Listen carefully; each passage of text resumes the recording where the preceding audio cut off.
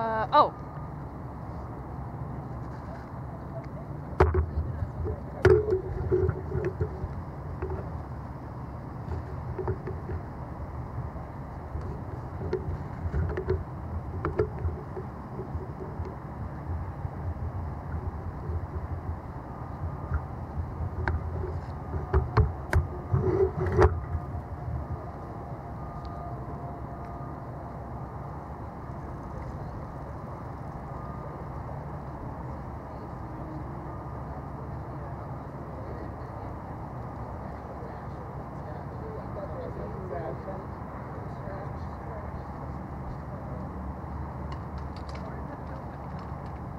Before we start, can somebody just talk in the mic and we can just make sure that we're getting sound and everything?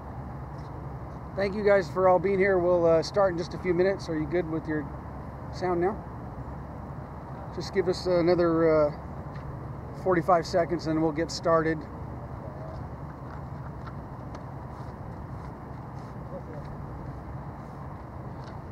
You guys good with your sound check? Anybody need anything else?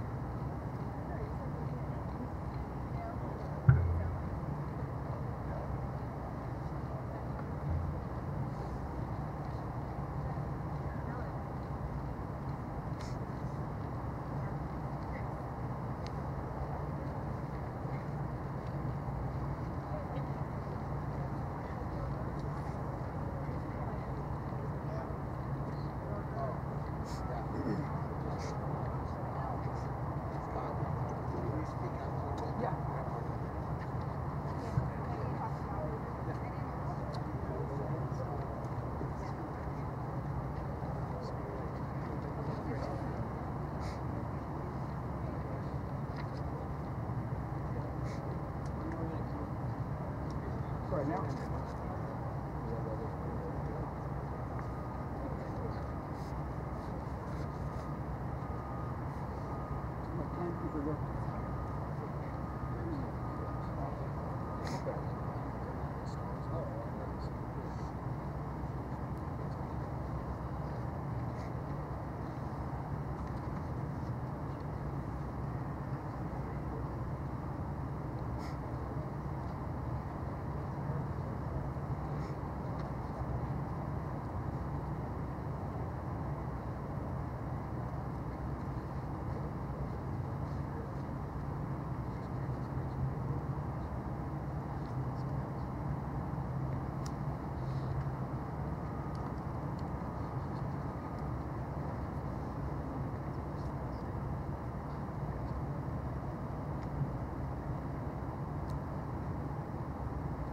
All right, we'll go ahead and get started. Thank you very much for being here. My name is Scott Chiardi. I'm one of the public information officers on the Thomas Fire. I'd first like to introduce Chief Todd Durham, the Incident Management Team 4 Incident Commander. Good evening, and thank you for coming out this evening. Again, my name is Todd Durham. I'm the Incident Commander for CAL FIRE Incident Management Team 4. We're one of 6 teams that CAL FIRE deploys up and down the state for fires and floods and other major incidents. There's also other CAL FIRE teams deployed in the area. The Team 4 specifically is here in unified command with Ventura County Fire, the Sheriff's Office, and the City of Ventura as well. So we just have expanded your community fire and public safety area. So for tonight, what I have to report, a lot of things continue to change with the extreme fire behavior, and the predicted winds that we have been experiencing should be continuing. They continue to challenge us. Our fire is over 50,000 acres and still growing. We have mandatory evacuations in the areas around the entire fire. For more information about specific information on those evacuation areas, you can go to venturaready.org and you'll find that information there. There'll also be some information at the end of this press conference for telephone calls as well. There's over 150 structures that have been damaged or destroyed. We anticipate learning more. We have teams on order and a few on the ground now inspecting those areas. Some of the areas we have not been able to get into to determine the total numbers because of the fire behavior that continues to challenge us. There's still over 3,000 structures that are threatened. As you may have recognized, there's a number of infrastructure threats, whether it's been the power line, there's been impacts to the agricultural assets that we're all trying to protect with the group that's here tonight. I'd like to thank you again for coming out. I'll be available at the close for further comments. Thank you. Thank you, Chief. For briefing on our weather, Rich Thompson. Good afternoon, Rich Thompson, incident meteorologist with the National Weather Service. A quick review of what happened last night and today. We had a moderate to strong Santa Ana wind event that developed across Ventura County. We had wind gusts last night and this morning anywhere from 35 to 50 miles per hour across the fire area. Relative humidity has dropped down anywhere between 3 and 10%. So that combination of those gusty Santa Ana winds and the very low relative humidity led to explosive fire growth, which you see now, as Incident Commander said, over 50,000 acres as we speak. Forecast-wise for tonight and tomorrow, we're expecting the Santa Ana winds to decrease in intensity, probably looking for gusts around maybe between 20 and 35 miles per hour tonight and tomorrow. But conditions will still remain very, very dry, so we're still going to be red flag conditions. Still have red flag warning in effect for the area until 8 p.m. Friday evening. So again, weaker winds tonight and tomorrow. However, again, by late tomorrow night into Thursday, those Santa Ana winds are expected to increase again in strength. Probably looking for wind speeds very similar to last night and this morning, so probably by Wednesday night, Thursday morning, you're going to see wind gusts again around this area of 35 to 50 miles per hour. And again, with relative humidity still remaining in the 3 to 10% range. So it's still a very, very critical fire weather conditions we're expecting across the area through Thursday and even to Friday.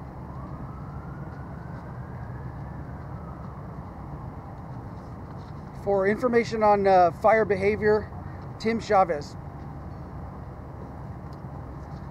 Good evening, my name is Tim Chavez. I'm the Fire Behavior Analyst for Incident Management Team 4. My job is to try to predict the fire's behavior so that we can use that information about what the fire will do next to modify our tactics so that they're the best efficient tactics we can use and for the safety of the firefighters and the public. You might wonder why we haven't had a Santa Ana fire outbreak like this in a while, and I think it comes down to mostly the fact that what's important is in the fall, the sequence that happens. Do we get rain first or do we get winds first? And in the last 5 or 10 years, we've gotten a little bit of rain in the September, October, November period before we've gotten any strong winds. So once the grass comes up, the fire danger kind of abates and we don't get these multi-fire outbreaks. This year, however, no rain came in September, October, November in Southern California. So we have incredibly desiccated dry fuels.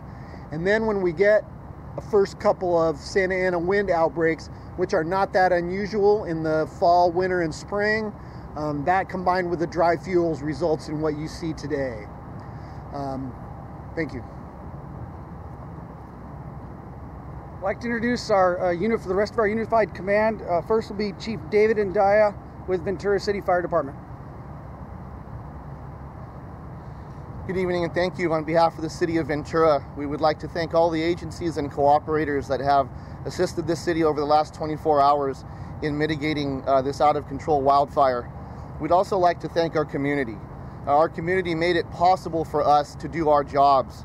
We successfully evacuated 27,000 residents last night over a 2 to 3 hour period late last night, which is about 25% of our population in the city.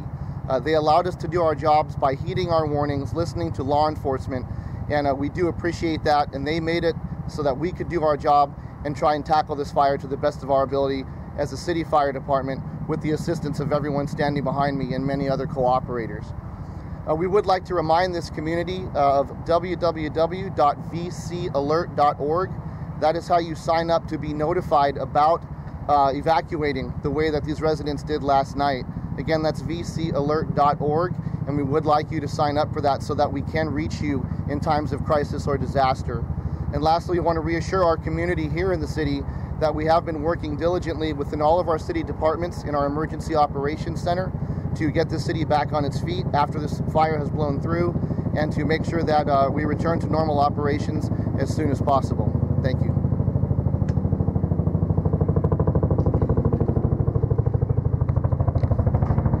Probably not the best. I'm gonna hold for a second.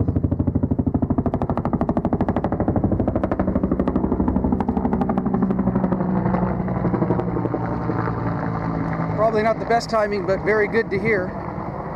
We'll now move with the Ventura County Sheriff Department, Captain Patty Salas. Good evening. Thank you for coming out tonight. This has been a very dynamic and dangerous event. I'm Captain Patty Salas with the Ventura Sheriff's Office. For Sheriff's Resources, we currently have 150 Sheriff's personnel on the ground throughout the Ojai Valley and the Santa Paula area. They've been involved in notifications to residents on our mandatory and our voluntary evacuations. They've also assisted with those evacuations. They've also participated in road closures. We've also had the assistance of the California Highway Patrol for those road closures, and it's not without the participation of all these agencies that we wouldn't have been so successful today. I would like to update the information on how people can keep track of the fire. The website for that information is readyventuracounty.org. That's readyventuracounty.org. We are out all night long. We'll continue to be on scene of this fire. We are providing neighborhood patrols. Our staff is out and about to ensure that people's property that's been damaged by the fire remains secure and safe. We are available in any fashion and in any way that's necessary. Thank you for being here tonight.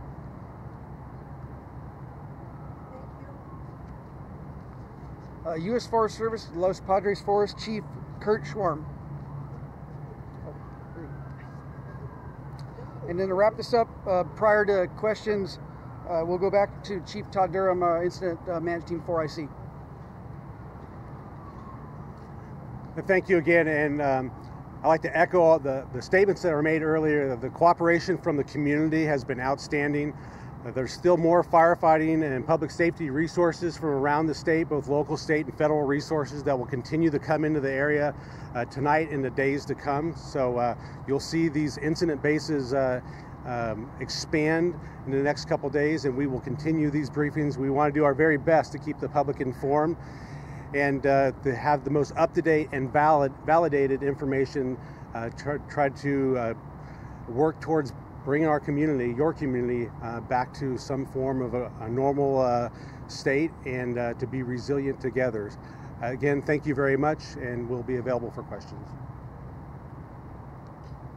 What we'll do now is we'll open it up to questions for our group here. If anyone has any questions, now is our time. Have there been any injuries in the firefighters? We had one injury the first day of the fire. He has been released from the hospital in his home. Where is the fire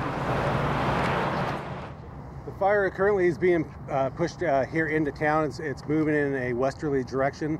This afternoon, the wind has been switching a little bit on us, but predominantly it's running towards the Pacific Ocean right now. When the wind lightens up, it turns and it runs upslope as you would normally anticipate with fires.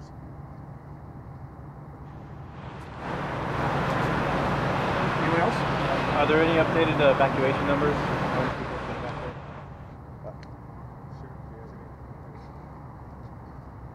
We currently sent out approximately 13 VC alerts, which covered approximately 38,000 residents.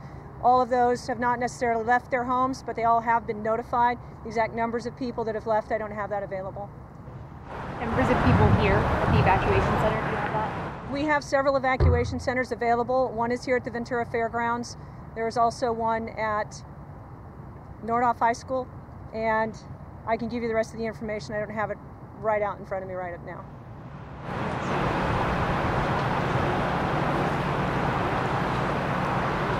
As always, we have a group of information officers. If there's additional questions or anything you'd like to ask, we're available. You can find us at the information area. If that's all, we'll go ahead and wrap this up. But thank you again very much for attending.